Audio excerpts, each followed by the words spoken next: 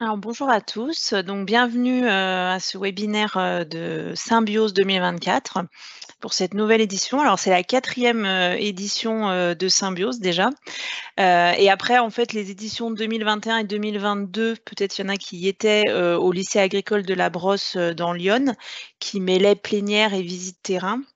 On revient du coup cette année, en webinaire comme en 2020 pour la naissance de Symbiose.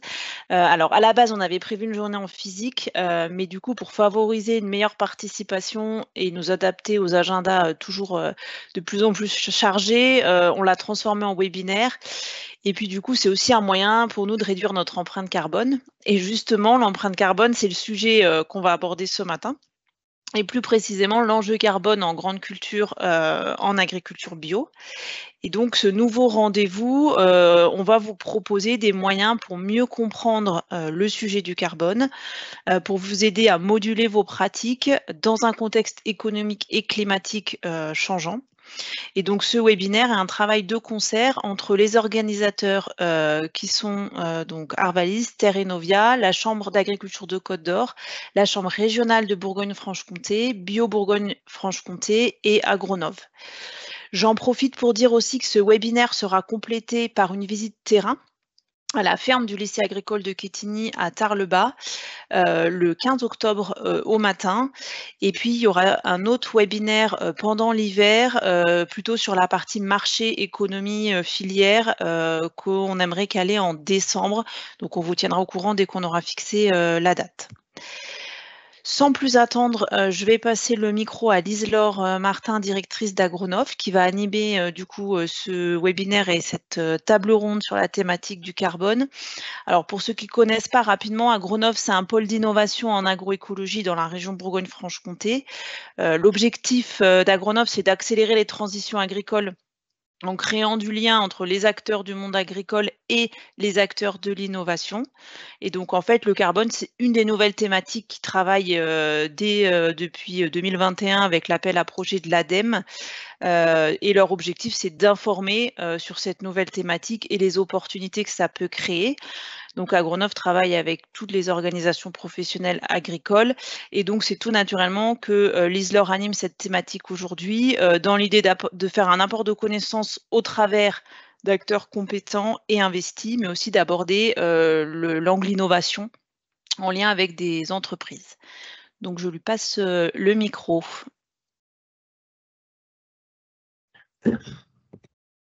Bonjour à tous. Je suis ravie de présenter la table ronde aujourd'hui de Symbiose, donc l'enjeu bas carbone des grandes cultures en agriculture biologique. Aujourd'hui, on a décidé avec l'ensemble des partenaires de Symbiose de rassembler autour de la table Agronov, comme vous l'a présenté Diane, mais aussi la FNAB avec Johanna Monteau et puis Stock CO2, qui est une entreprise mandataire de crédit carbone au travers de Chloé Domecq-Cazot. La présentation va se dérouler en 4 temps. Je vais vous présenter d'abord l'agriculture bas carbone, les bases en fait, le point de départ de pourquoi se lancer dans une agriculture bas carbone, comment s'y lancer, avec qui.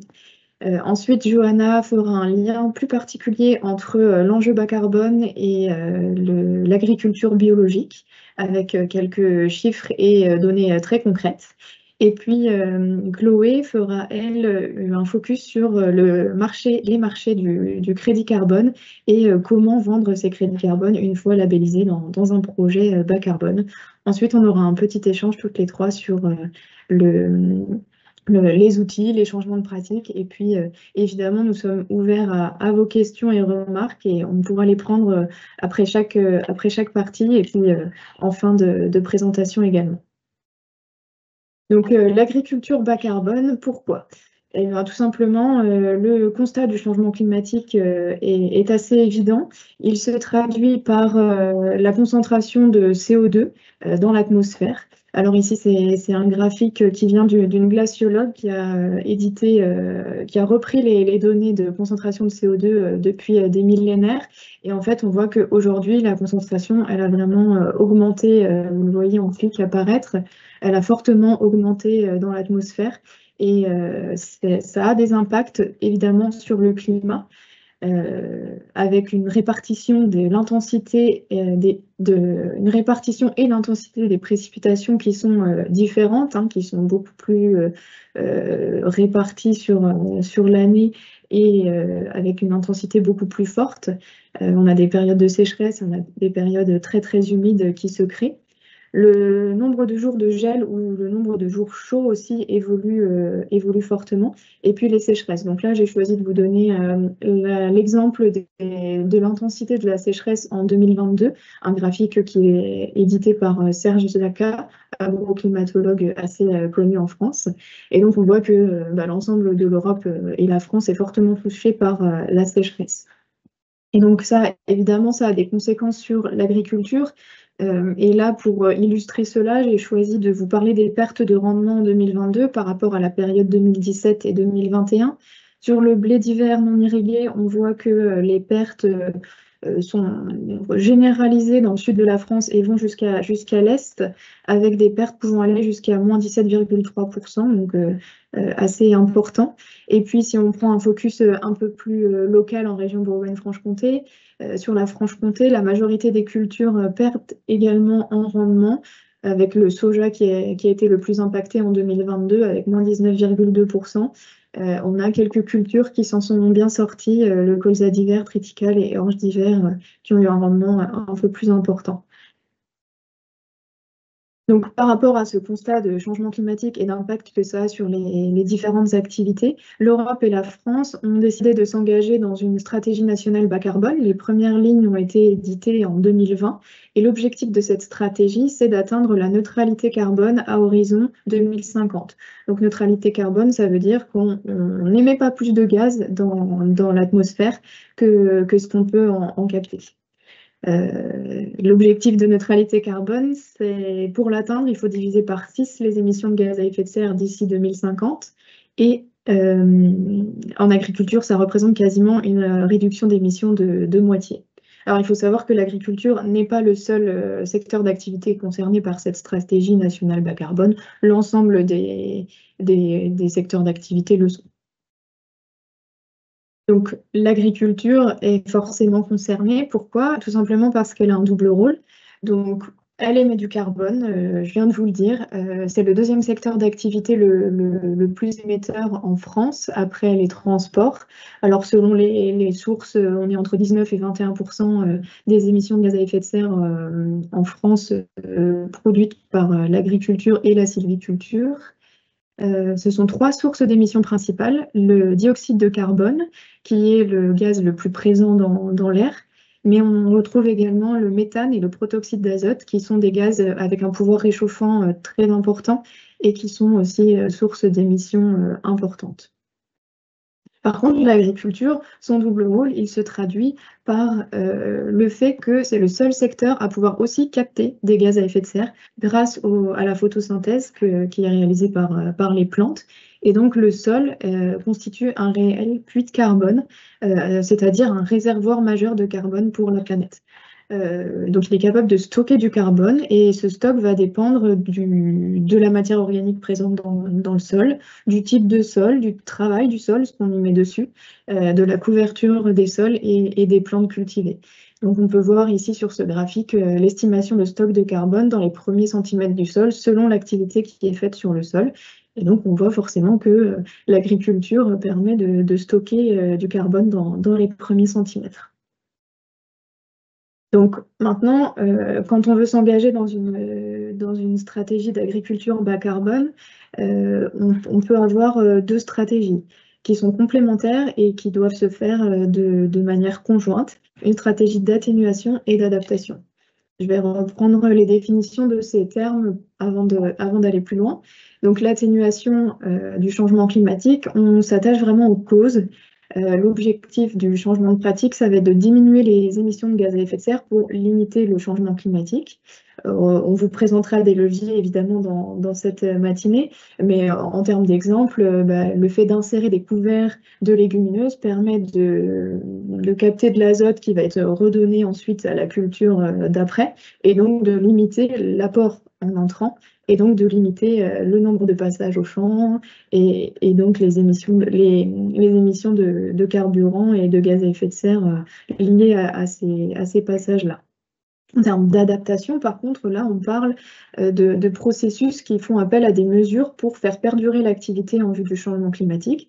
Et donc là, c'est l'exploitation agricole qui s'adapte par rapport aux effets du changement climatique.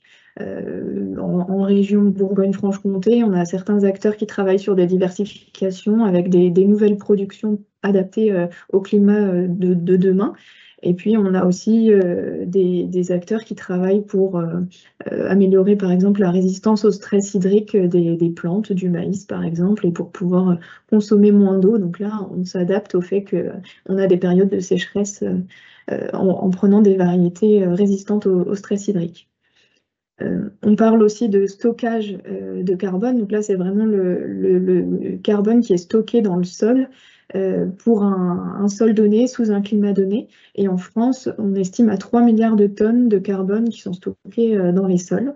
Par contre, le rôle de l'agriculture, ça va être de travailler sur le stockage additionnel et donc là, de mettre en place des pratiques agricoles qui permettent de stocker davantage de carbone dans les sols. Donc là, on prend une situation de référence, la nouvelle pratique, et on calcule le stockage additionnel en faisant la différence des deux sur un temps donné pour un site donné. Et le stockage de carbone additionnel en France pourra compenser jusqu'à 6% des émissions de gaz à effet de serre. Une fois que l'on a bien compris ces bases-là, en termes d'agriculture bas carbone, il y a un moyen pour avancer concrètement et puis se faire accompagner, se faire aider et puis accompagner la transition, c'est le label bas carbone. Le bas carbone, il fonctionne grâce au principe de compensation des crédits carbone. Globalement, un agriculteur va mettre en place des pratiques pour sa transition bas carbone. Pour une tonne de carbone séquestrée dans le sol, ça va être un crédit carbone qui correspond à cette tonne-là. Ensuite, on a des entreprises qui viennent financer, qui viennent acheter ces crédits carbone en finançant des projets qui sont labellisés et dans une démarche de compensation de leurs propres émissions, une démarche qui est complémentaire au fait qu'elles réduisent aussi leurs émissions, mais les émissions qu'elles ne peuvent pas réduire et qui sont incompressibles, elles vont les compenser en achetant des crédits carbone sur les marchés. Et donc en soutenant la transition d'agriculteurs investis dans des projets labellisés bas carbone, donc en rémunérant finalement des changements de pratique. La tonne de crédit carbone a des valeurs différentes selon les pays. En France, elle est plutôt bien rémunérée et les co-bénéfices augmentent aussi la valeur des crédits carbone, donc co-bénéfices liés à l'environnement, liés à la préservation des ressources en eau, par exemple. Mais c'est sûr que les entreprises doivent avoir des stratégies, si elles veulent davantage de crédit carbone, elles vont plutôt aller à l'international, là où le prix est faible. Néanmoins, le côté très local favorise les entreprises pour l'achat de crédits en local en France et labellisé bas carbone.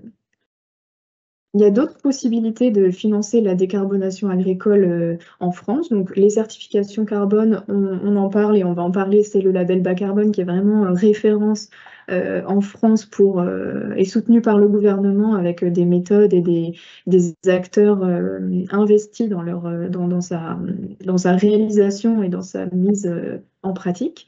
Mais on a aussi d'autres outils de rémunération. La PAC en fait partie pour la décarbonation, des subventions et des paiements pour services rendus également, et puis des primes filières qui peuvent aussi intervenir. Avec Oleos, on a une prime filière pour un colza bas GES, bas gaz à émission d'effet de serre. Et puis la Chambre d'agriculture Côte d'Or, par exemple, aussi travaille sur la filière moutarde pour pouvoir proposer un cahier des charges aux industriels ensuite, un cahier des charges qui est entièrement bas carbone et qui met en avant des pratiques en faveur des transitions. Donc, si je reviens sur le label bas carbone français, on a des méthodologies qui sont éligibles en agriculture, qui ont été co-construites avec les acteurs avec qui on est présent aujourd'hui. Arvalis, Terrinovia font partie des groupes de travail. La méthode grande culture est celle qui va vous concerner le plus. On en a déjà une deuxième version, donc voilà, il y a du travail aussi d'amélioration pour simplifier les diagnostics. Mais d'autres méthodes peuvent vous intéresser parce que les pratiques et les leviers peuvent être combinés. Donc, on travaille aussi sur les haies, sur des exploitations en polyculture élevage avec Carbonagri ou écométhane et réduction des intrants. Il faut savoir que quand vous vous engagez dans un projet labellisé bas carbone, c'est un projet de 5 ans minimum et donc il est financé grâce au crédit carbone. Une fois que vous rentrez dans ce choix, enfin même avant, en fait, quand vous commencez à réfléchir à aller dans un projet label bas carbone, il y a vraiment le parcours avant et après le label. Donc avant le label, c'est important de faire une étude et des simulations qui vont pouvoir venir tester votre éligibilité et l'intérêt pour vous de rentrer dans un projet labellisé bas carbone. Il est possible aussi, enfin il est même nécessaire de faire des diagnostics avec plusieurs niveaux de détails qui sont possibles et les méthodes labellisées qui permettent vraiment d'aller dans des simulations très précises et pouvoir imaginer les leviers à mettre en place sur une exploitation agricole, les effets qu'ils peuvent avoir et la quantité de crédit carbone qu'on peut espérer en sortie. Donc ce choix, il est vraiment à réfléchir. On ne se dit pas d'office, on rentre dans le label bas carbone, il y a vraiment la pré-labellisation qui est importante. Et une fois qu'on voit que c'est intéressant pour l'exploitation, et bien là, voilà, concrètement, on met en place les leviers. Il y a des études à mi-chemin qui permettent de vérifier que les leviers sont bien mis en place, que les engagements qui ont été pris dans le label sont bien mis en œuvre par la suite. Et puis une étude en fin de labellisation au bout des 5 ans pour pouvoir vraiment attester du projet. Et donc Chloé vous expliquera tout à l'heure un petit peu quand est-ce que les financements peuvent tomber par rapport à ces projets labellisés bas carbone. Et c'est important de noter, qu'il y a des acteurs qui sont là pour vous accompagner évidemment dans ces projets qui génèrent tout ce marché. Donc les exploitants sont vraiment au centre, hein, puisque ce sont eux qui vont mettre en œuvre les projets bas carbone. C'est le point d'entrée pour l'existence du label et puis le fait qu'il perdure dans le temps. Des structures accompagnatrices vont venir vraiment aider les exploitations dans l'obtention du label et dans le suivi derrière des leviers mis en place. On a des acteurs aussi qui offrent des solutions pour pouvoir réduire l'empreinte carbone, que ce soit en termes de semences, d'agroéquipements, d'outils d'aide à la décision. Je vous en parlerai un tout petit peu. Et puis, après, derrière, on a vraiment le côté marché carbone avec les entreprises mandataires qui vont, elles, trouver des financements pour vos projets de transition, et puis les acheteurs qui achètent les crédits carbone. Donc, ils agissent globalement sur toute la durée du projet. Donc, Bio-Bourgogne-Franche-Comté, Serre France, les chambres d'agriculture Côte d'Or, mais évidemment vos chambres départementales aussi, et puis certaines coopératives se sont vraiment positionnées pour pouvoir faire les pré-études et les simulations.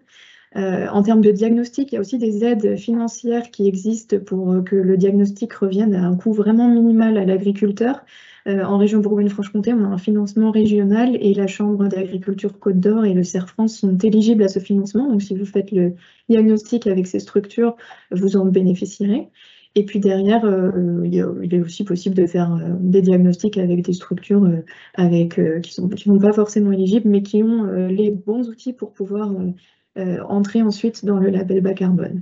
Ces structures vont aussi vous accompagner une fois le label bas carbone mis en place pour la mise en place de leviers, le suivi et le lien avec les entreprises mandataires qui, elles, vont vendre les crédits carbone aux entreprises qui achètent. Donc, Stock CO2 vous présentera son travail tout à l'heure, mais il en existe d'autres aussi.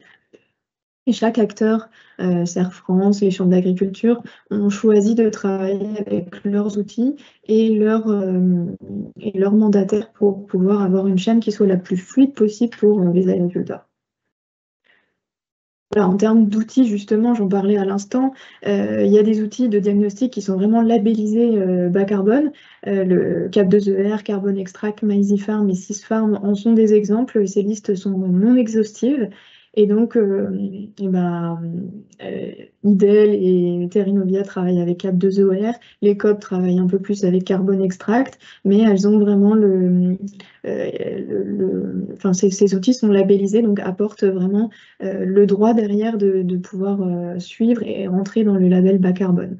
On a d'autres outils qui sont des outils plutôt d'aide à la décision, qui vont permettre des simulations ou des mesures plus précises, qui eux sont pas labellisés bas carbone, mais qui peuvent apporter un plus en termes de décision, de paramètres à regarder. C'est le cas de Gestime Plus pour l'énergie et le côté air et climat. Net Carbone qui utilise une technologie satellite en lien avec l'étude de la biodiversité, et BIABI pour de l'agriculture de précision et de la modulation intraparcellaire, par exemple. Et puis, on a aussi des acteurs qui offrent des solutions. Donc là, c'est vraiment le côté innovation aussi sur lequel travaille Agronov pour pouvoir faire remonter les besoins aux entreprises et faire connaître aussi ce qu'elles mettent en place pour aider les agriculteurs à avoir un impact moins grand. Donc, on a des entreprises qui travaillent pour apporter des fournitures durables et responsables. En grande culture, il y a l'entreprise Yara qui fait des intrants, qui travaille sur des intrants décarbonés dans le processus de fabrication. Ils ont mis en place un schéma d'éco-conception pour pouvoir décarboner la production de leurs intrants. Il y a aussi les tracteurs électriques qui se développent avec des forces motrices plus ou moins grandes. Et un autre exemple qui concerne un peu moins les grandes cultures, mais qui peut être intéressant quand même, c'est du paillage à base d'amidon de maïs ou du paillage à base de chanvre, qui sont de la réutilisation de matériel biosourcé et aussi de la valorisation des grandes cultures qui peuvent intervenir et derrière servir d'autres filières. On a aussi des outils qui permettent de limiter les consommations de manière directe. L'agroéquipement est le deuxième poste de consommation d'énergie pour les grandes cultures en ce qui concerne le bilan carbone. Donc ça, ce sont des données de l'ADEME.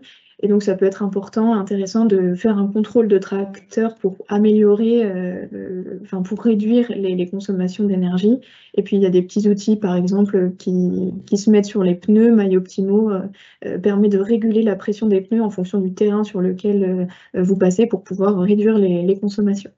Donc voilà des exemples d'innovation qui sont proposés par les acteurs. Donc j'en ai fini pour la partie introduction, base du label bas carbone. Si vous avez quelques questions, je vais prendre 2-3 minutes pour y répondre. Alors merci beaucoup Lise-Laure du coup pour cette intro qui était très riche et qui permet de remettre les bases aussi, peut-être pour ceux qui sont moins familiers que ça avec le label, avec la notion du carbone. Alors pour l'instant, il n'y a pas de questions dans le chat. N'hésitez pas à inaugurer le chat, n'ayez pas peur. Il n'y a pas encore de questions. Après, voilà, c'est ce que je disais au début. À la fin de chaque intervenant, on peut prendre 5 minutes de questions de compréhension vraiment sur le sujet. Mais à la fin, en fait, il y aura une partie qui sera un peu plus longue, qui sera dédiée à l'échange. Donc voilà, n'hésitez pas, ne soyez pas timide pour écrire vos questions dans le chat.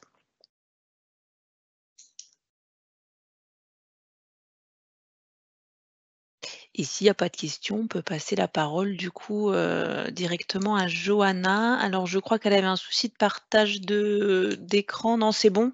Nickel, ça marche. Ça fonctionne? Bien à toi. Oui. Super. Bonjour à tous. Donc moi je suis Johanna Manteau, je suis chargée de mission climat pour la Fédération nationale d'agriculture bio. Et donc la présentation que je vais vous faire, c'est un peu un état des lieux des réflexions du réseau bio vis-à-vis de la compensation carbone et un focus sur le diagnostic carbone-climat qu'on a développé au niveau de la FNAB avec quelques références qu'on a produites sur les grandes cultures et leur impact gaz à effet de serre.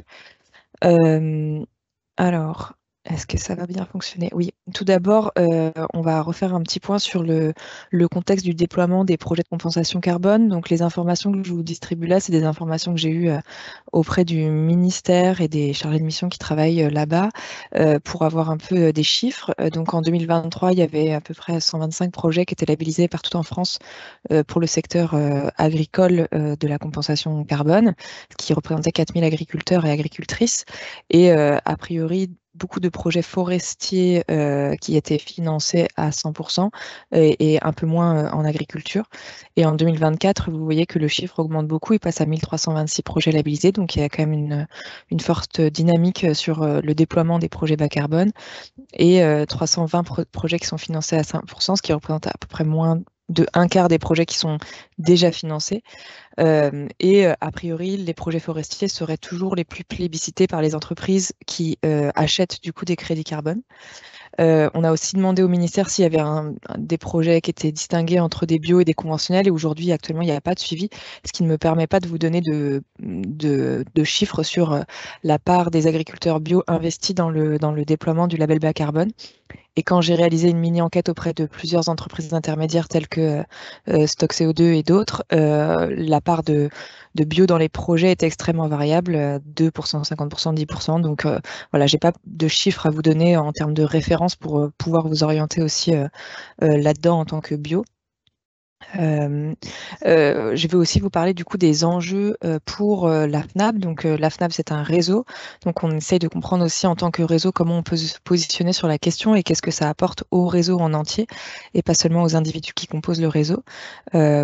Il y a plusieurs enjeux du coup qui se posent pour le réseau FNAB, comme on a pour rôle de favoriser le développement de l'agriculture bio.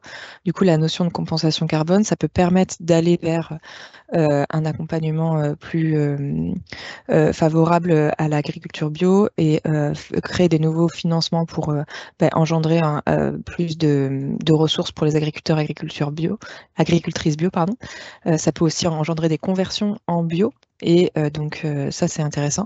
Et par contre, l'enjeu qu'on a remarqué, c'est que le prix de la tonne de CO2 qui est vendu en crédit carbone ne va pas forcément augmenter pour les porteurs de projets biologiques, ce qui fait qu'on ne se distingue pas dans les projets de compensation carbone a priori. Il y a aussi pas mal de questions qui sont soulevées par la compensation carbone. Donc là, il y a une liste assez conséquente que je suppose beaucoup d'entre vous connaissent déjà, mais je la rappelle, les projets agricoles de compensation carbone, ça ne garantit pas une séquestration extrêmement pérenne, puisque Lise-Laure l'a dit, les projets durent 5 ans au minimum, ils peuvent être renouvelés. Et l'objectif, c'est évidemment que le carbone qui est stocké dans le sol puisse y rester, mais il n'y a pas une garantie absolue en fait sur cette question-là. La question des émissions de gaz à effet de serre émises par les entreprises, c'est pas forcément le même carbone qui est stocké dans les sols et donc il n'y a pas forcément d'équivalence en termes de forme, on va dire, chimique.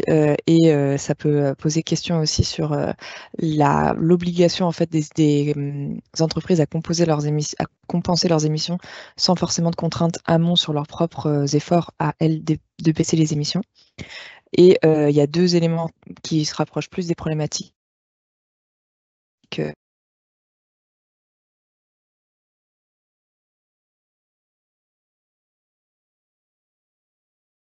les agriculteurs et agricultrices aux pratiques déjà vertueuses. Est-ce que vous m'entendez toujours? Parce que On j'ai a eu une l'impression que ça a coupé. micro-coupure, Johanna, mais tu es revenue. D'accord. Ok. Mais on voyait toujours ton écran. Ouais, Ah, super. ok, bon, mais ça va C'est alors. bon. Du coup, je reprends. Oui, les bio ont des pratiques déjà vertueuses qui ne pourront pas forcément être récompensées dans le label bas carbone, puisque le label bas carbone récompense ce qui va plus loin et les progrès supplémentaires faits. Et la question de la stratification par méthode et par filière, donc méthode M, méthode de grande culture, méthode élevage, ça peut handicaper les agriculteurs, agricultrices bio ou autres types d'agriculteurs qui ont des systèmes très diversifiés, très complexes. Donc ça, c'est un peu un sujet. Et puis, il y a la question aussi des antagonismes vis-à-vis de l'atténuation et de l'adaptation. Donc, Lise-Laure a bien défini les deux éléments. Et parfois, la question, il a été remarqué par certains analystes qu'il peut y avoir des leviers qui sont préconisés, qui ne sont pas forcément des leviers d'adaptation, alors qu'ils sont des leviers d'atténuation, notamment en méthode grande culture. Donc, j'ai plus le levier en tête, mais je pourrais vous le retrouver éventuellement. Donc ça, c'est sur les questions. Et maintenant, je vais passer plutôt à la partie diagnostic. Donc, l'idée là, c'est vraiment de vous montrer un peu les outils avec lesquels nous on travaille à la FNAB, et puis quelques références qu'on peut avoir acquis sur la question du carbone. Donc, l'objectif de l'outil, il s'appelle Act FNAB. C'est un bilan carbone, gaz à effet de serre, comme voilà, vous pouvez déjà connaître. Donc l'idée, c'est de remplir votre itinéraire technique et de voir ce qu'il en sort en termes de bilan gaz à effet de serre. Et l'idée, c'était de disposer d'un diagnostic qui exprime individuellement le bilan de la ferme et qui peut aussi permettre de se comparer à un petit groupe de fermes facilement et aussi d'avoir une base de données conséquente pour l'agriculture bio pour comprendre en fait l'impact climat de l'agriculture bio. Aujourd'hui, ce diagnostic, il est développé depuis 2023. Il y a eu 47 diagnostics qui ont été réalisés partout en France. Et en 2024, on va atteindre à peu près 150 diagnostics, qui est déjà une bonne base. C'est un outil qui est multifilière, donc qui travaille donc avec l'ensemble des filières et qui permet du coup à des fermes très diversifiées du coup de rentrer facilement leurs données. Assez transparent, vous avez toutes les références qui sont données et toutes les méthodes de calcul qui sont directement accessibles et avec des références plutôt récentes, notamment sur la partie stockage de carbone. Et les lacunes qu'on avait observées sur certains autres types de diagnostics, on essaye de les corriger avec des listes de cultures plus complètes, des pratiques de gestion des intrants organiques, notamment pour la filière maraîchage, qui sont un peu plus développées que par exemple dans d'autres types de diagnostics climat. Donc l'idée, c'est d'être le plus complet possible. Et cet outil ActFNAB n'est pas un outil éligible aux démarches de rémunération carbone, puisque ce n'était pas le but à la base, mais il nous permet d'acquérir de la connaissance et des références au fur et à mesure du temps. Comment ça fonctionne? Je vous montre juste deux petites diapos sur les résultats. Donc vous avez un profil climatique, c'est-à-dire la répartition des gaz à effet de serre sur votre ferme, les sources des émissions de gaz à effet de serre des différents gaz à effet de serre, comment est-ce qu'ils se répartissent sur la ferme. Et puis sur la question du stock de carbone, du coup on a des estimations sur la capacité des sols à stocker du carbone et le stock accumulé dans les sols. Sur l'énergie, on a des indicateurs. Sur l'ammoniac, qui du coup se transforme plus tard en gaz à effet de serre dans le cycle de l'azote, on a aussi des éléments. Et on a aussi des critères agro-environnementaux complémentaires qui permettent de ne pas uniquement se focuser sur le bilan carbone, qui peuvent aussi amener à la réflexion sur la question de l'adaptation au changement climatique, ce qui est important pour nous. Donc maintenant, on va passer aux impacts et donc aux références qui ont pu être créées grâce à cet outil-là. Donc, pour vous dire, on a étudié 48 diagnostics et sur ces 48 diagnostics, il y en a 14 qui ont été étudiés en grande culture. Et vous voyez la répartition des SAU qui ont été observés filière par filière et les UGB. Vous voyez aussi la répartition en France du type de diagnostics qui ont été faits géographiquement. Tout ça pour vous dire que cette étude, c'est une petite étude sur 48 diagnostics, c'est pas hyper représentatif de tous les bios, et surtout sur 14 diagnostics en grande culture, on a quelques références que je vous présente là, mais c'est à nuancer et pas à prendre au pied de la lettre. Voilà les descriptifs des fermes bio qu'on a étudiées, et donc l'idée c'était d'avoir des fermes bio qui peuvent se regrouper en sous-groupes de façon à ce que vous puissiez avoir une vision moyenne d'un sous-groupe qui correspond à peu près à votre ferme. Donc vous voyez la SAU moyenne, vous regardez à peu près à quel type de ferme vous correspondez, et du coup vous regardez votre résultat par la suite dans ce que je vais montrer. Donc, sur les gaz à effet de serre, donc sur la partie énergie, voilà le descriptif. Donc, en vert, vous avez la moyenne de la filière grande culture. Et après, par sous-groupe, vous avez les moyennes sur les énergies non renouvelables. Donc, la consommation de fuel en litres par hectare et les émissions de gaz à effet de serre en tonnes de CO2 par hectare. Et ensuite, en dessous, vous avez des repères nationaux, conventionnels et bio, tout est confondu, sur la consommation d'une exploitation agricole ferme France, on va dire, c'est-à-dire pas grande culture, moyenne. Et donc, ce qu'on remarque, c'est que l'agriculture biologique est en dessous des moyennes nationales pour toutes les filières, enfin pour la filière grande culture, pardon, et que par contre, la moyenne de la filière, parfois, elle est, pour la partie culture générale, par exemple, ou polyculture, il se peut qu'on soit au-dessus de la moyenne pour certains types de fermes qui sont plus ou moins grandes. Donc ça, c'est pour la partie gaz à effet de serre. Ensuite, sur la consommation de litres par hectare, ce que je voulais aussi vous montrer, c'est qu'on a d'autres repères sur ce que consomment en moyenne les types de parcelles, on va dire, la mécanisation de certaines parcelles. Et donc, vous avez aussi une référence, ce qui fait qu'aujourd'hui, on voit que les fermes de grande culture bio étudiées ont une consommation inférieure ou égale à la moyenne nationale par rapport au tableur qui est sur le côté à droite. J'avance sur la partie carbone du sol. Donc il y a deux graphiques parce qu'il y a deux éléments à regarder. Le premier, c'est le stock accumulé dans les sols bio. Donc là, vous voyez sur la filière grande culture un en fonction de votre type de ferme. Pour la partie pour le sous-groupe grand, évidemment, il y a un grand stock de carbone puisqu'il y a beaucoup de sol, donc beaucoup de carbone dans ce sol-là en bio. Et puis le deuxième graphique, c'est la variation de stock, donc c'est le flux de carbone qui passe de l'atmosphère vers le sol.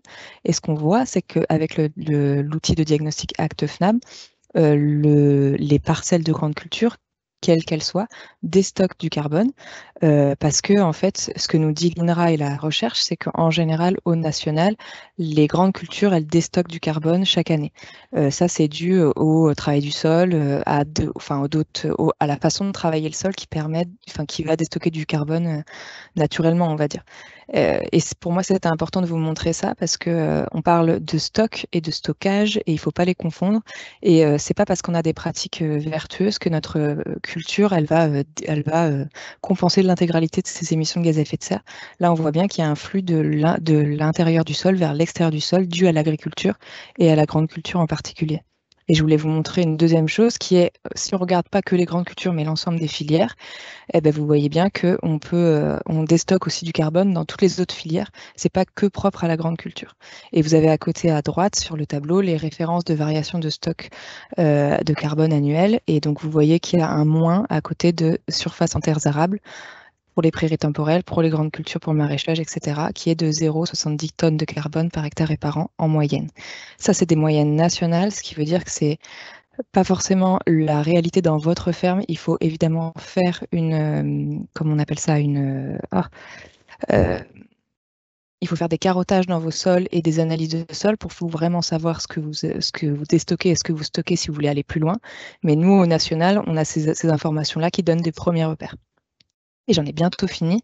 Si on revient sur la question de la transition agroécologique et de la compensation carbone, la question qui se sont posées, que j'ai posée au début de la présentation, elles ont d'autres perspectives, c'est-à-dire que on a des questions autour de comment est-ce qu'on fait pour favoriser la transition agroécologique en général et comment est-ce qu'on fait pour articuler les financements au fur et à mesure du temps, c'est-à-dire une fois qu'on aura fait les labels bas carbone, comment on favorise le progrès toujours, comment on garantit le non-retour en arrière et surtout la compensation carbone, c'est pas le seul outil de la transition, il y a la question de l'adaptation qui se pose comme aussi, et comment on valorise l'adaptation, c'est aussi des grandes questions que nous on se pose en agriculture biologique parce qu'on a l'impression qu'on a beaucoup de pratiques qui favorisent l'adaptation au changement climatique et donc il ne faudrait pas se focuser uniquement sur la question des émissions de carbone pour réussir à s'adapter et à atténuer le changement climatique.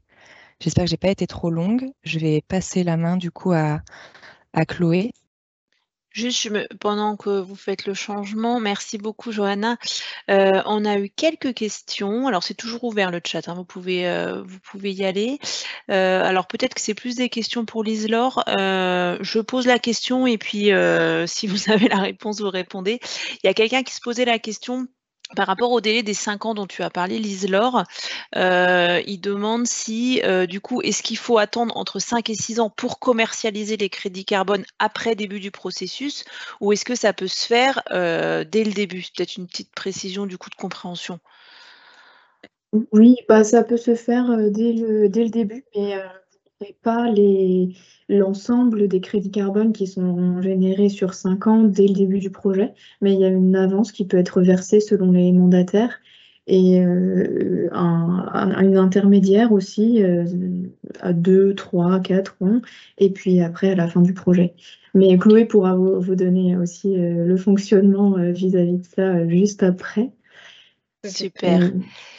Et il y a une autre question, mais alors ça, je ne sais pas si on a le chiffre. Il y a quelqu'un qui demande si en 2020, enfin, si on sait combien, en 2023, combien de crédits carbone d'origine française et agricole ont été commercialisés.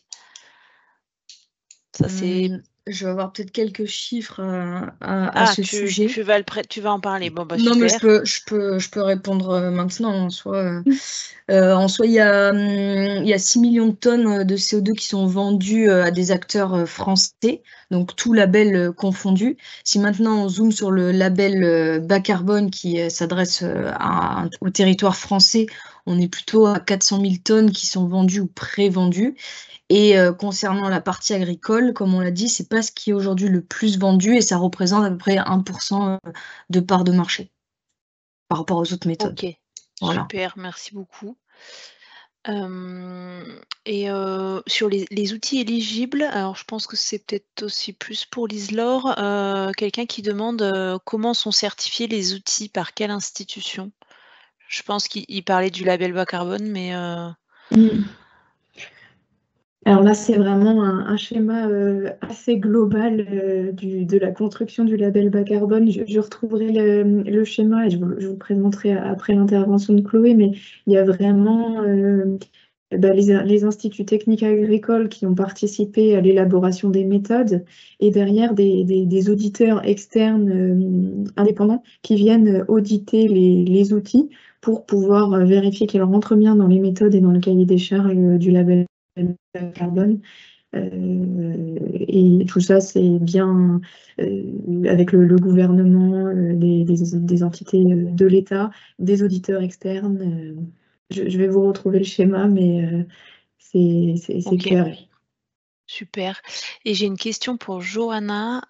Est-il possible d'utiliser ACT, donc l'outil dont tu as parlé, à l'échelle d'une exploitation pour préciser certains aspects, par exemple des cultures un peu atypiques, peut-être qui ne seraient pas paramétrés justement dans Cap2ER ou d'autres outils?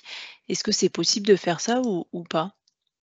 Oui, en fait, c'est possible de faire un diagnostic ACT et de voir s'il complète un autre diagnostic type CAP2ER. Il faudrait aussi préciser du coup les besoins et les cultures en particulier qui ne sont pas prises en compte dans CAP2ER et qui devraient l'être dans ACT. Mais on l'a fait en sorte de compléter les listes avec les besoins des agriculteurs qui avaient été remontés dans le réseau. Donc normalement, c'est possible.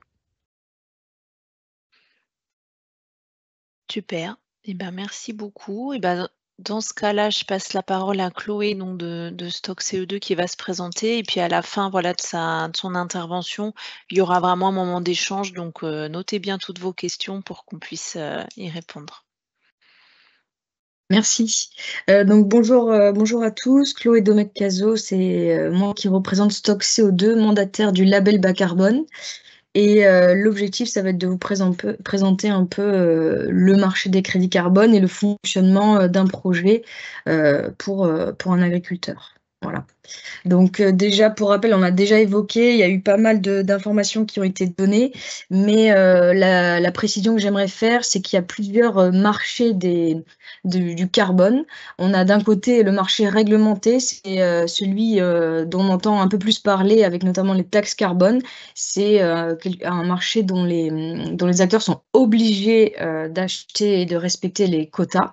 Et de l'autre, on a le marché volontaire. Donc c'est basé sur le volontariat, comme l'indique son nom, et on va en fait échanger des crédits carbone sur différents labels. Donc il y a le label bas carbone qui a été mis en place par le ministère de la Transition écologique, et il y a d'autres labels, mais qui eux sont plus internationaux. Et c'est la différence de prix qu'on a pu constater, notamment où le label, on aura plus des prix à 30 €, alors qu'à l'international, on sera plus à 3 € la tonne de CO2 équivalente. Et justement, on a pas mal parlé de crédit carbone, et je pense que c'était assez important de bien le rappeler.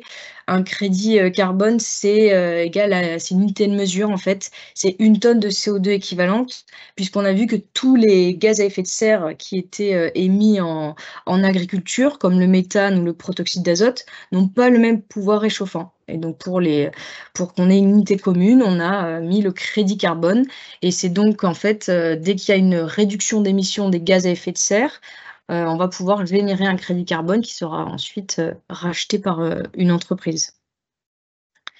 Pour donner quelques chiffres, donc j'ai commencé, mais en moyenne, ça c'est des chiffres donc qui sont faits par rapport à nos projets, mais en moyenne sur un projet agricole sur 5 ans, on a 880 crédits carbone qui sont générés, soit 26 000 euros environ sur 5 ans. Et le prix moyen du crédit carbone aujourd'hui, il est à 32 euros. Pourquoi je dis prix moyen? Parce que le label bas carbone, c'est un marché gré à gré. Ça veut dire qu'on va définir le prix du crédit carbone en fonction des acteurs et il n'y a pas de prix fixe. Après, aujourd'hui, le marché, il y a un gros volume justement de projets agricoles qui est à 30 euros la tonne de CO2 équivalente. Donc, c'est plus compliqué pour une entreprise enfin, elle va pas pouvoir forcément vouloir acheter plus cher que ce qu'il y a déjà sur le marché. Et je rebondis sur une information qui a été dite, la forêt effectivement est plus vendue dans les projets parce que le crédit carbone est moins cher, à peu près 10 euros moins cher. Voilà. Ensuite, j'en viens au fonctionnement, on en a un peu parlé. Donc, d'un côté, on a les agriculteurs qui mettent en place des projets. Et ensuite, on va avoir des projets bas carbone. Ils sont accompagnés en général par des coopératives, des chambres d'agriculture, des Serres France, qui vont être l'appui technique et le suivi technique pour mettre en place les projets et les suivre. Et ensuite, de l'autre côté, on a les entreprises. Alors, la particularité du label, c'est que c'est sur le marché volontaire et les seuls crédits carbone qu'elles vont pouvoir acheter, en fait, c'est sur la base de leurs émissions incompressibles.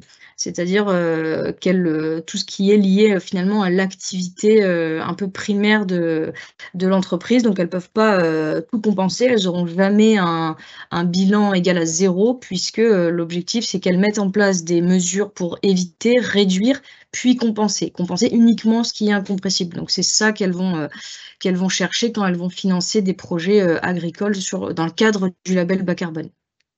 Et au centre, donc on a, enfin au milieu de la diapo, on a Stock CO2, c'est un des mandataires du label bas carbone, il en existe plusieurs comme on l'a vu, et on va avoir le rôle de tiers de confiance en fait pour mettre en lien les entreprises, les acteurs publics qui souhaitent compenser et les agriculteurs qui sont dans des démarches de changement de pratique et qui peuvent générer des crédits carbone. La particularité de Stock CO2, donc c'est qu'on a mis en place plusieurs mécanismes en fait pour sécuriser les projets, notamment une fiducie carbone. Qu'est-ce que c'est? En fait c'est un séquestre au niveau de la Caisse des dépôts et des consignations pour en fait sécuriser les flux d'argent. L'entreprise va nous verser dès le début l'entièreté de l'argent qu'elle souhaite, dont elle souhaite utiliser pour le projet. Elle va le déposer sur ce compte, donc ça ne transite pas par Stock CO2. Et en fait, avec des suivis réguliers, on va pouvoir verser l'argent petit à petit au projet, dans le but en fait d'éviter des mauvaises surprises, parce que un agriculteur, il n'a pas forcément une vision à 5 ans, et c'est normal. Il y a des enjeux de changement climatique qui ne facilitent pas les choses.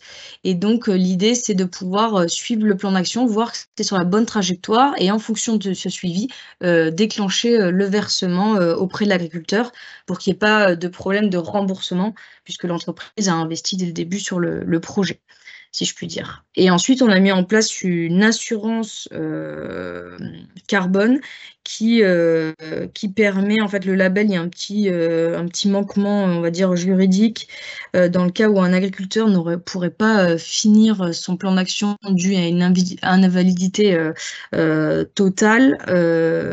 Il serait aussi obligé de rembourser ce qui a déjà été en fait mise en place. Donc le but c'est de prendre en charge cette partie-là par l'assurance, à savoir que Stock CO2, on a un fonctionnement où l'argent transite toujours de l'exploitation des entreprises vers l'exploitation. et que le but c'est d'éviter à l'agriculteur d'avoir à rembourser, donc d'où ces sécurités un peu. Et en plus de ça, on prend une marge de sécurité où on vend que 70% des crédits carbone, même s'il y a une option sur les 30 derniers pourcents avec l'entreprise, dans le but, toujours pareil, d'éviter les mauvaises surprises et de garantir à l'agriculteur le bon déroulement de son projet. Donc voilà, et ensuite, concrètement, comment ça se passe? On regarde en fait que l'agriculteur est bien éligible au label bas carbone. L'éligibilité, elle dépend des méthodes, et dans le cadre de la méthode grande culture, c'est avoir un projet avec un atelier végétal, respecter les quotas liés à la pression azotée. Une fois qu'on a vérifié ces critères, on va réaliser le bilan carbone. Le bilan carbone, il se base sur les 3 dernières campagnes de référence, où on va regarder les pratiques culturales, donc assolement, irrigation, fertilisation, les produits phytosanitaires, le type de sol, etc. Ensuite, on va définir un plan d'action, donc en disant quelles pratiques vont être modifiées, et on va pouvoir estimer le gain carbone. Et ce gain carbone, en fait, il résulte de la différence d'émissions entre le scénario de référence, que constituent les 3 campagnes de référence, et le plan d'action. Et c'est la différence entre ces 2 scénarios qui permet de générer des crédits carbone. Ensuite, de manière plus contractuelle, il y a un contrat qui est fait pour résumer en fait toutes les conditions de versement, de prix de vente, etc., qui est signé entre Stock CO2, la coopérative qui accompagne, ou le CERF France, ou la Chambre d'agriculture, et l'agriculteur. Ensuite, il y a une étude auprès du ministère. Stock CO2 s'occupe de toute la partie administrative, donc du dépôt du dossier. Parfois, il peut y avoir quelques allers-retours avec le ministère justement pour valider ce projet. Ensuite, le projet est validé, il obtient la labellisation, et c'est là que commence en fait le suivi finalement, où chaque année on va venir vérifier que le plan d'action suit bien son cours, et il peut être ajusté à ce moment-là, toujours dans une notion de prévention finalement.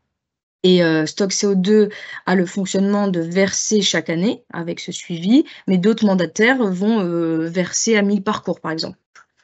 Donc ça, c'est vraiment en fonction du mandataire. À la fin, au bout des 5 ans, il y a un audit indépendant qui est réalisé pour vérifier en fait quelles réductions d'émissions ont vraiment été réalisées. Et dans ce cadre-là, s'il y a eu plus de réduction d'émissions que prévu, là, il y a le solde en fait des crédits carbone qui est versé totalement à l'agriculteur. Pour que ça soit un peu plus concret, l'idée c'est de vous montrer un exemple en grande culture. Donc on est sur une exploitation de 500 hectares à peu près. Ce qu'on peut déjà remarquer, ce qui est important, c'est que malgré ce qu'on peut penser, c'est pas forcément les combustibles, donc l'utilisation du tracteur, pour le dire autrement, qui va avoir un impact important dans le bilan. On est plutôt à 5 à 10%. Et ce qui va vraiment peser, on va dire, dans la balance, c'est la fertilisation. Puisque comme on l'a vu un peu plus tôt, le protoxyde d'azote qui est utilisé dans la fabrication des engrais azotés émet quasiment 300 fois plus que le CO2. Donc d'où le rapport entre la fertilisation et les combustibles. Donc là, l'idée, c'est de mettre en place un plan d'action sur cette exploitation. Donc là, ça sera augmenter la part de légumineuses. Ça va être aussi de mettre en place des couverts et de réduire de 30 unités la fertilisation azotée pour le blé, l'orge et le colza, et réduire de 60 unités pour le maïs. Donc voilà, donc c'est un plan assez classique en grande culture. Et donc on va voir les conséquences. Donc là, c'est un graphique pour vous éclairer un peu. On a les émissions en tonnes de CO2 équivalentes par hectare et par culture en bleu foncé. au centre, la barre grise, c'est la moyenne régionale, ce qu'on appelle des projets génériques. Et ensuite, on a le vert clair qui montre les émissions après projet. Donc après le plan d'action qu'on a dit, avec la réduction de la fertilisation, les couverts et le changement de l'assolement avec plus de légumineuses. Donc on voit qu'il y a des réductions dans certaines cultures. Voilà, on passe de 1080 tonnes de CO2 équivalent à 737 tonnes de CO2 équivalent. Voilà. Et là, c'est la partie stockage.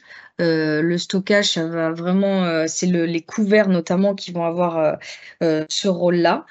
Et on s'aperçoit que la courbe verte, en fait, montre soit un déstockage moins important, soit un stockage plus important. Et donc, concrètement, on peut espérer, avec un plan d'action comme celui-ci, avoir 500 tonnes de CO2 par an, soit donc 500 crédits carbone, soit 15 000 € par an. Voilà.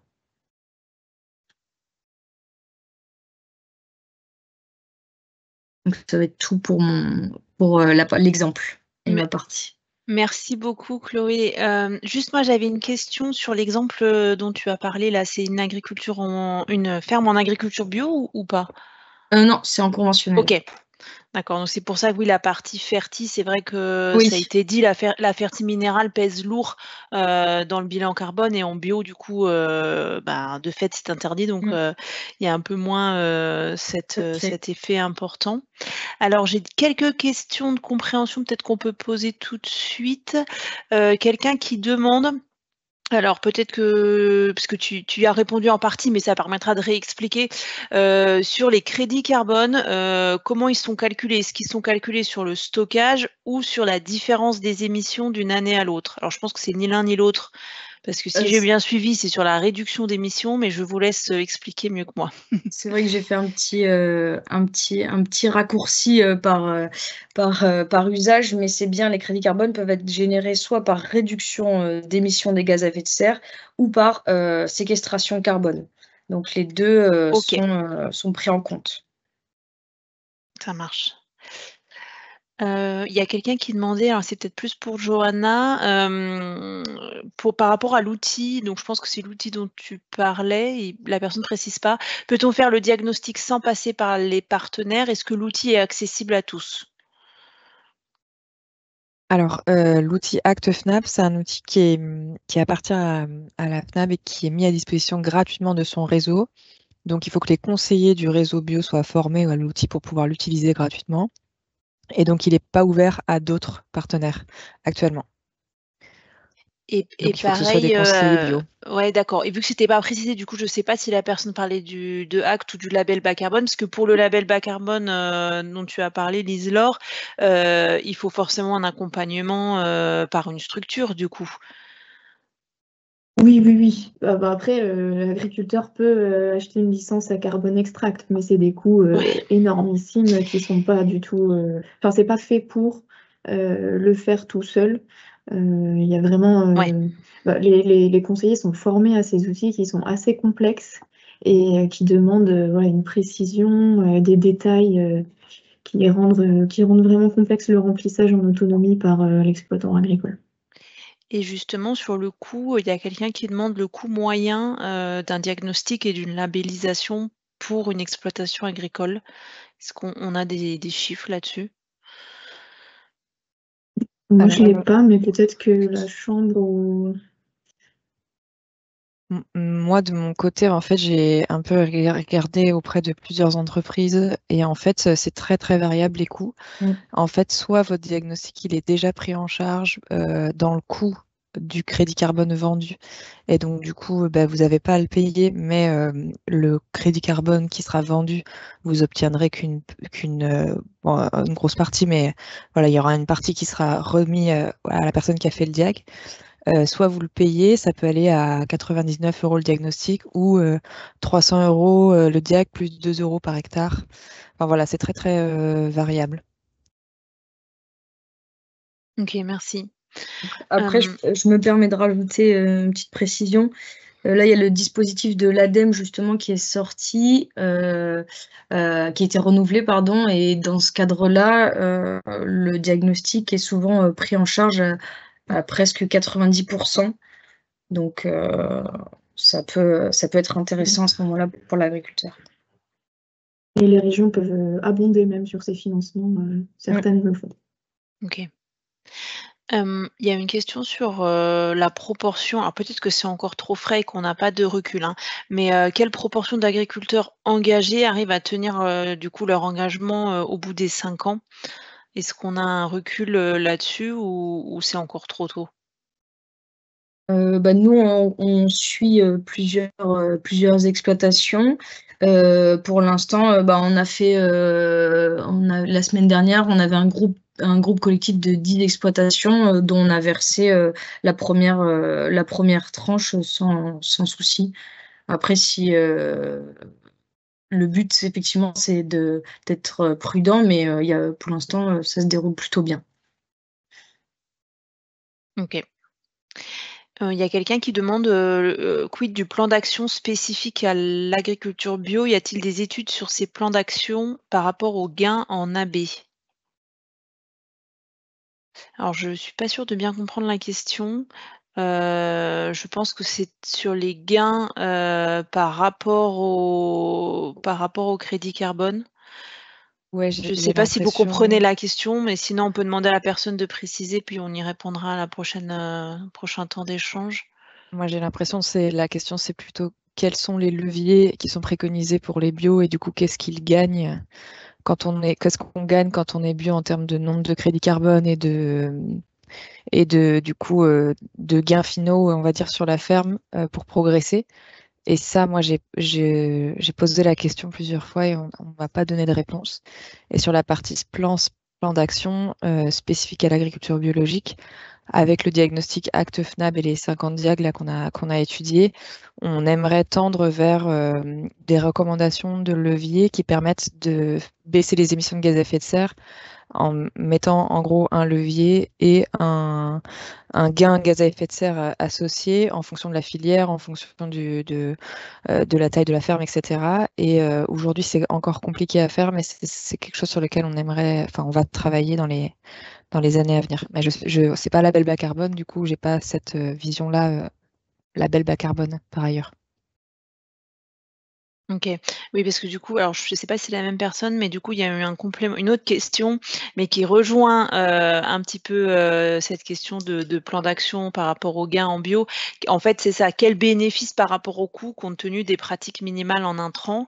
Après du coup, peut-être que pour compléter, enfin on en parlera, à la fin, mais, sur la partie terrain justement, du 15 octobre, on va détailler vraiment les leviers et l'impact que ça peut avoir notamment en bio sur, la partie stockage, notamment avec l'utilisation, des couverts, on en a parlé un petit peu et puis l'utilisation des produits résiduaires organiques comme du compost pour augmenter, la teneur en matière organique et donc le stockage du carbone, dans le sol. Mais bon, je ne vais pas rentrer dans le détail là.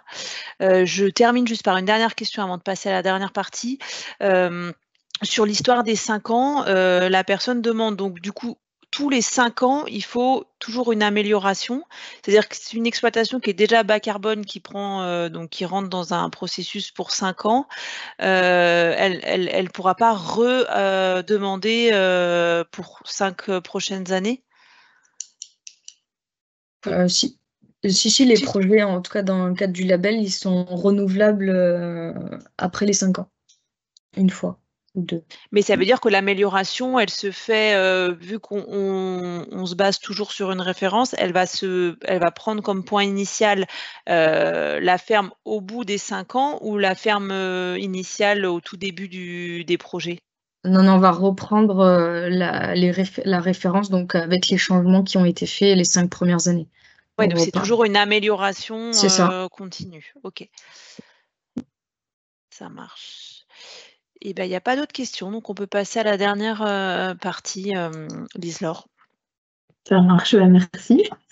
Chloé, Johanna, vous nous avez beaucoup parlé de certains leviers. Chloé, est-ce que tu peux me résumer les changements de pratique les plus fréquents en grande culture en termes de levier d'atténuation, voilà, ce que tu as vu?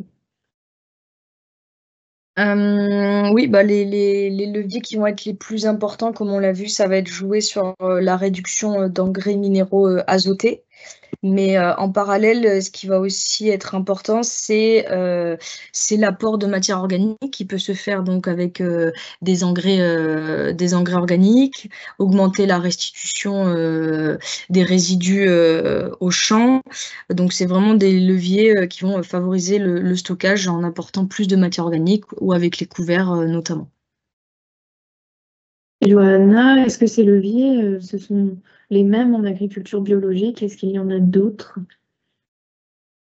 Non, globalement, c'est des choses qui sont assez connues en bio et qui sont beaucoup mis en place. Donc, non, j'ai pas d'ajout complémentaire à faire à ça. Il y a beaucoup d'introductions en bio sur les légumineuses et les couverts végétaux. Enfin, les légumineuses aussi dans les couverts végétaux. Il y a aussi quand même la question de la haie qui est très prégnante, qui est de faire en sorte d'accumuler du carbone dans les arbres plutôt que, enfin, en plus du sol. Mais du coup, c'est pas un levier spécifique à la grande culture, ni à la bio. D'accord. Oui, du coup, tu nous as donné un exemple qui n'était pas en agriculture biologique. Est-ce que Stock CO2 labellise fréquemment des projets d'exploitation déjà en agriculture bio? Alors déjà en agriculture biologique, pas, ça va être très anecdotique parce que comme on a pu le comprendre, le label bas carbone, il est vraiment basé sur l'amélioration et par contre, la transition en agriculture biologique est très bien financée parce que on passe d'une référence avec beaucoup d'émissions à quelque chose de beaucoup plus anecdotique. Et voilà, c'est ce que tu m'avais présenté. Les plus gros gains qu'on ait vus en termes de transition bas carbone sont les transitions vers le bio. C'est ça. Donc voilà, ça peut faire partie aussi d'une stratégie globale d'exploitation en termes de transition bio et donc Ouais. de fait transition bas carbone. Et la partie Ok. augmentation du stockage peut être intéressante pour les agriculteurs bio. Ok. On a aussi abordé quelques outils et solutions qui facilitent la transition bas carbone, comme les tracteurs électriques ou des machines spécifiques qui peuvent permettre de mettre en place les leviers, des machines de récolte fractionnée de la luzerne, par exemple, ou pour la gestion des couverts. En quoi ces solutions, elles contribuent à la transition par rapport au bilan et au label bas carbone? Alors, ces solutions, elles vont être utiles, pas dans la réduction, par exemple, on va dire, de l'énergie, enfin, la consommation énergétique, mais elles vont être intéressantes pour optimiser ou apporter de manière plus efficiente les engrais notamment, ou alors changer une rotation. En fait, ça va permettre d'avoir une action sur la fertilisation ou le stockage, mais pas forcément sur la partie énergie et combustible comme on pourrait le penser. Qui représente la consommation 5 à 10% dans le poids d'un bilan. C'est ça. D'accord. Johanna, tu voulais ajouter quelque chose sur cette question?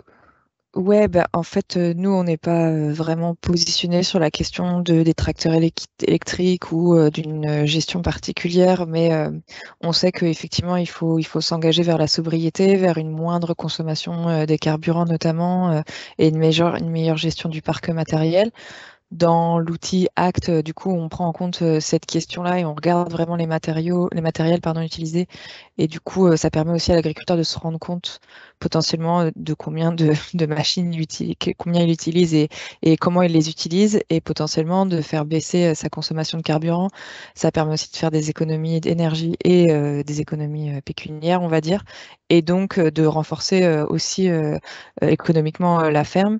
Voilà, il y a il y a un investissement peut-être à réfléchir aussi autour de ces nouveaux matériels-là, même si on n'a pas vraiment un recul très important là-dessus. Et après, ce que je voulais aussi dire, c'est que 5 à 10% dans le poids d'un bilan carbone, c'est assez énorme. Donc, ça vaut le coup quand même de s'y intéresser, effectivement. Ok, merci. Alors, il y a une question tout à l'heure sur les outils, comment est-ce qu'ils sont labellisés et certifiés. Nous, à Grenoble, quand on a lancé nos travaux sur le label bas carbone et travaillé avec les organisations professionnelles agricoles, on a vu un bon nombre de startups arriver. J'ai mon outil, il est certifié ou il ne l'est pas encore. Certains se sont adressés directement aux agriculteurs, certains s'adressent aussi plutôt aux structures accompagnatrices dont je vous ai parlé tout à l'heure. Quelles sont les règles d'or vraiment en tant qu'agriculteur qui se questionnent pour le bon outil ou le bon process à suivre avant de rentrer dans un label bas carbone, dans le label bas carbone?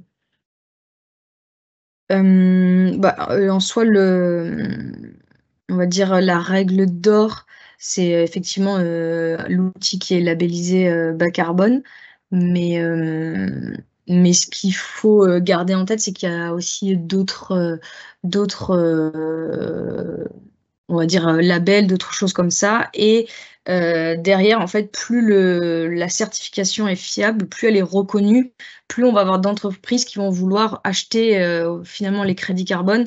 Et c'est là tout l'intérêt du label bas carbone, c'est qu'il a été vraiment, on va dire, il a été bien ficelé pour que justement les crédits carbone qui sont vendus aux entreprises, ce soit vraiment derrière des financements pour les entreprises et des projets et pour les agriculteurs, pardon, et des projets qui se mettent en place vraiment, voilà, qui peut faire un peu écho au financement peut-être plus hasardeux de planter des arbres en Amazonie, et on s'aperçoit que c'est pas la réalité. Et donc, le label bas carbone, au moins, certifie et donne la garantie qu'il y a bien un projet derrière et une entreprise qui finance. Donc, je dirais que c'est plutôt la certification et la fiabilité du label qui est importante. Oui, c'est ce qui rassure les acheteurs avec lesquels C'est vous ça. travaillez. Parce que derrière, il faut pouvoir vendre les crédits carbone. Donc, il y a aussi cette notion à garder en tête. C'est finalement le fonctionnement du marché, l'offre et la demande. Les outils, même s'ils sont labellisés, est-ce qu'ils peuvent donner lieu à quelques différences dans des résultats finaux sur une même exploitation, une même situation? Alors, a priori, non. En fait, chacun a son outil et chaque diagnostic donne des résultats différents, mais quand on regarde au global, en fait, les tendances sont quand même les mêmes. Quand on a une exploitation en grande culture, on a tendance plutôt à engendrer tant de crédits carbone. Enfin, moi, j'ai cette impression-là que il y a des résultats différents, mais c'est à la marge et c'est en fonction des outils. Et après, ils sont tous basés normalement en grande culture sur cette fameuse Bible qui est J'estime plus, qui est un peu ce que le ministère a imposé comme étant la base pour tous, ce qui fait que c'est des calculs parfois différents, mais pas forcément des résultats trop différents dans les grandes tendances. Est-ce que je crois que c'est ça, non, Chloé? Oui, pour le coup, les outils, en tout cas dans le cadre du label bas carbone, sont certifiés justement pour le résultat qu'ils donnent. Donc, c'est basé sur des références sur lesquelles les méthodes ont utilisé les références de base sur les émissions par culture, par type d'engrais. Donc, c'est vraiment quelque chose qui est fiable, et tous les outils dans le cadre du label bas carbone utilisent ces mêmes références. Là où on peut être un peu surpris sur des résultats qui seraient différents, c'est vraiment en fait le point de départ de l'exploitation et le point d'arrivée. Et c'est c'est ça qui peut être un peu perturbant en se disant mon voisin et on est quasiment pareil. Et en fait, le point de départ il était peut-être un peu plus haut, ou alors le plan d'action est plus ambitieux, et c'est ce qui fait la différence finalement dans les résultats entre deux exploitations qui semblent similaires. Ça marche, merci. Alors, en dernière question, j'avais envie d'ouvrir un petit peu par rapport au label bas carbone. Est-ce que vous avez commencé à énoncer aussi tout à l'heure? En prenant l'exemple aussi de NetCarbone, c'est un outil pour mesurer le stockage de carbone dans les sols grâce à la modélisation par image satellite des couvertures des sols. Ils sont capables de détecter les infrastructures agroécologiques et donc ça permet d'avoir une image assez concrète de l'impact de certaines pratiques de manière très rapide, hein, puisque l'imagerie satellite est une techno assez rapide. Par contre, il ne s'agit pas d'un diagnostic, il ne s'agit pas d'un outil labellisé. Mais l'outil permet aussi de regarder d'autres facteurs environnementaux, la biodiversité, par exemple, en fait partie, ou les haies aussi. Euh, Est-ce que voilà, le bilan gaz à effet de serre, c'est une dimension importante, mais bon, ça doit se faire aussi dans une démarche écosystémique globale de l'exploitation. Qu'est-ce que vous pouvez en dire toutes les deux pour conclure cette partie sur le bilan bas carbone? Pour commencer, nous, ce qu'on aime bien dire, c'est que le carbone, c'est une porte d'entrée finalement, mais ce qui est le plus important, et enfin, les agriculteurs le savent encore mieux, c'est finalement le revenu, la résilience économique de l'exploitation. Donc, il faut qu'il y ait une cohérence, une corrélation entre les gains des crédits carbone, l'aspect économique et environnemental. Donc, c'est vraiment une démarche globale. Et il ne faut pas qu'il y ait un effet antagoniste à un moment, sinon ça n'a pas forcément de sens d'aller chercher des crédits carbone, puisque ne faut pas oublier que c'est un complément de revenus et ça permet de mettre en place un plan d'action, mais certainement pas de financer une exploitation de manière globale. Ouais, c'est ça. L'idée, c'est vraiment quand on a une exploitation, de créer des plans d'action qui permettent de tendre vers une baisse des émissions de gaz à effet de serre et donc un gain carbone, mais de réfléchir aussi dans son plan d'action à la question de la biodiversité, à la question de l'eau, à la question de la résilience du sol. Et donc, des outils complémentaires peuvent arriver, en fait, comme les outils dont tu viens de parler sur l'imagerie satellite et le diagnostic ActeFNAB. En fait, il est complémentaire aux outils qu'on a présentés dans le cadre du label bas carbone, puisqu'il donne une autre vision avec des critères agro-environnementaux complémentaires sur le taux de couverture des sols, la consommation de l'eau, la question du nombre de haies et donc tous les éléments biodiversité auxquels on peut penser derrière.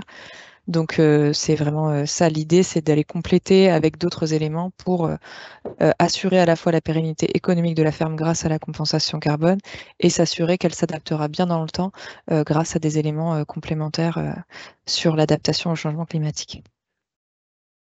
Merci. Donc voilà, vous l'aurez compris, le bas carbone, ça rentre dans une démarche environnementale qui permet de voir large, qui est largement soutenue et accompagnée par des acteurs en local, par des outils certifiés, par des financements aussi, qu'ils soient étatiques ou régionaux. L'objectif, c'est que ça facilite les transitions, que les schémas soient gagnants et que les transitions soient réelles, que les agriculteurs s'engagent dans les projets de label bas carbone. Et voilà, on espère avoir répondu à vos questions avec l'ensemble de ces éléments. Donc, on va reprendre un petit temps d'échange avant la conclusion. J'ai juste 2-3 questions là qui sont arrivées, assez précises, dont une notamment sur, l'analyse de sol et je sais plus, je crois que c'est Johanna qui parlait de carottage. Donc la personne demande en fait qu'est-ce qu'il faut analyser, pour connaître le stock de carbone dans le sol concrètement?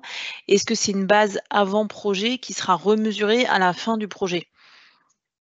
Alors, dans le label bas carbone, vous me compléterez les filles si besoin. On n'a pas besoin de faire une analyse de sol détaillée pour rentrer dans un projet bas carbone. Par contre, moi, ce que je disais, c'était que les évaluations et les références que je vous montrais étaient des références au national, basées sur très peu de diagnostics, et que si on voulait vraiment une image de sa ferme en tant que telle, le mieux, c'est de faire une analyse de sol, donc d'analyser la matière organique de son sol, puisque quand il y a de la matière organique, il y a consommation de carbone, et donc il y a tout un cycle qui se met en place. Et donc plus on a de matière organique dans le sol, plus on a de vie, donc plus on a de carbone. Donc c'est ça qu'il faut qu'on regarde dans une analyse de sol. Et donc il ne faut pas forcément la faire avant le projet ou après de manière obligatoire, mais on estime que c'est quand même intéressant de regarder ça. Et après, ça coûte de l'argent en plus, et donc c'est aussi à prendre en compte dans votre réflexion si vous voulez aller vraiment très précisément sur la question de l'analyse du sol pour mettre en place les meilleures pratiques ou non, ou vous préférez regarder un diagnostic plus global, une simulation théorique et mettre en place des pratiques par la suite, quoi. Du coup, je vais juste me permettre de compléter. Dans le cadre du label bas carbone, justement, une analyse de sol est demandée, la plus récente possible, puisque justement, on va regarder matière organique, pH, taux de calcaire, ce genre de choses pour en fait évaluer la dynamique de stockage carbone du sol, puisque les outils certifiés label bas carbone utilisent le modèle AMG de Symeos, qui permet justement d'avoir cette dynamique de stockage et donc de pouvoir après simuler un plan d'action qui aurait un impact là-dessus. Merci beaucoup. Quelqu'un demande sur quid de l'impact du travail du sol sur le stock de carbone, ça a été abordé rapidement. Est-ce que c'est un levier qui est actionnable en bio? Alors, ce que nous dit la recherche, c'est que le travail du sol vis-à-vis d'autres pratiques, type couverture des sols, mise en place de haies, allongement des rotations, implantation de légumineuses, etc., c'est pas le premier levier à mettre en place pour pouvoir avoir un gain carbone énorme. Certes, le travail du sol déstocke une partie du carbone, mais à côté de ce qu'il faudrait mettre en place pour vraiment compenser les émissions de gaz à effet de serre, c'est pas le premier levier. Par contre, la question du travail du sol est importante aussi sur la consommation du carburant. Si on baisse la profondeur de travail du sol, du coup, on consomme un peu moins, on passe peut-être plus rapidement sur les parcelles, et donc ça nous fait aussi gagner en carburant et donc en émissions de gaz à effet de serre. C'est un levier qui est actionnable, mais qui n'est pas forcément celui que, au niveau FNAB, on recommande en premier lieu pour avoir un impact important au niveau de la ferme. Ok, merci. J'ai une dernière question pour Chloé. Quelqu'un qui demande si vous vous êtes rapproché des collectifs agroécologiques type Défi ou 30 000 à travers les animateurs de groupe, par exemple. Alors, on avait contacté certaines personnes du réseau Défi, effectivement, mais pour le coup, c'est pas encore des acteurs avec lesquels on travaille, mais on est ouvert à toute discussion. Super. Alors, il y a juste une dernière question qui vient d'arriver, par rapport à l'analyse de sol du coup. Il faut la faire par parcelle ou alors il y a un nombre, minimal d'hectares? Est-ce que c'est une analyse tous les X hectares? Je ne sais pas si c'est défini ça dans le label bas carbone ou c'est juste une analyse de sol sur l'exploitation? Dans le cadre du label, ce qu'on va demander pour constituer le bilan carbone, sur les 3 dernières campagnes, on va demander l'analyse de sol la plus récente et donc celle la plus représentative. S'il y a plusieurs types de sols, on peut avoir plusieurs analyses de sol. Ça marche. Merci. Et ben, je crois qu'on est arrivé au bout des questions. En tout cas, merci à tous les participants parce que vous avez été très réactifs et intéressés, ça fait plaisir, même à travers l'écran. Je vais laisser Lise-Laure conclure. Ouais. Oui, je double ces remerciements. C'est un plaisir d'animer, d'intervenir sur ce webinaire. Donc, les messages que je voulais faire passer peut-être en guise de conclusion, c'est que le carbone, l'agriculture bas carbone, c'est pas une mode dont on parle depuis 2-3 ans. C'est vraiment un enjeu réel de transition agricole. Le gouvernement commence avec des dispositifs incitatifs pour favoriser l'achat de crédits carbone, favoriser le changement de pratique, avant d'aller sur des obligations réglementaires qui seront peut-être conditionnées à des aides PAC ou autres. C'est déjà le cas dans d'autres secteurs d'activité, hein. Le secteur du bâtiment avait plutôt des aides au départ et aujourd'hui, demain, vous ne pourrez plus louer votre appartement s'il est toujours en étiquette énergétique F ou G. Donc voilà, on imagine bien qu'en agriculture, ça sera la même chose. On va passer sur des obligations réglementaires, donc on n'est pas dans une mode bas carbone.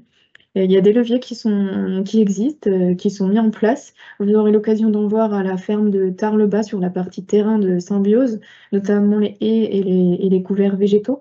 On a aussi dit que les transitions en agriculture biologique donnent de très bons résultats pour une transition bas carbone. C'est vraiment un point à retenir de la matinée d'aujourd'hui.